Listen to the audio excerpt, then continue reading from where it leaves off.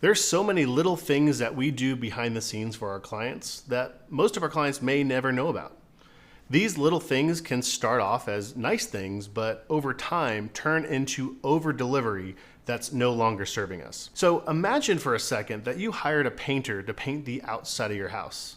And instead of doing the 3 coats of paint like you agreed on, they ended up doing 10 instead. How crazy would that be, right? Well, I find that a lot of agencies have a tendency to unnecessarily over-deliver. Over-delivering on websites, doing lots of SEO tactics when maybe just the basics might do the job.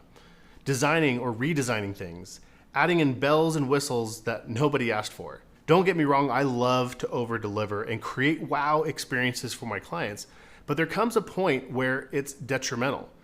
For years, I was stuck in over-delivery mode for 2 reasons. Number 1, I wanted to provide great service and quality for my clients. Number 2, I was so worried that my clients were not seeing results and not liking my work. The first reason was noble, but the second reason was me being neurotic, and it just wasn't healthy. I held so much fear over what I thought clients would think of the work that I was doing for them. But what's funny is I almost never got a complaint. Clients loved working with me, and I got tons of referrals and words of encouragement, but I still worried that they wouldn't be pleased with the work that I did. It was crippling. I remember one time I had this client that I'd consider a Snowflake project. It involved tons of extra custom programming.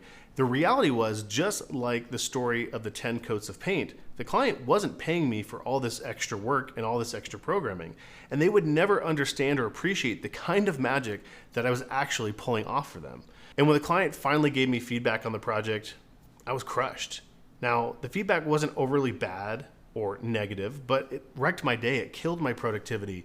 I was just so hard on myself. I contemplated just quitting. Why was I putting myself through this? Well, I came to discover that I was just operating under this idea that the more I do, the more I'm worth to a client.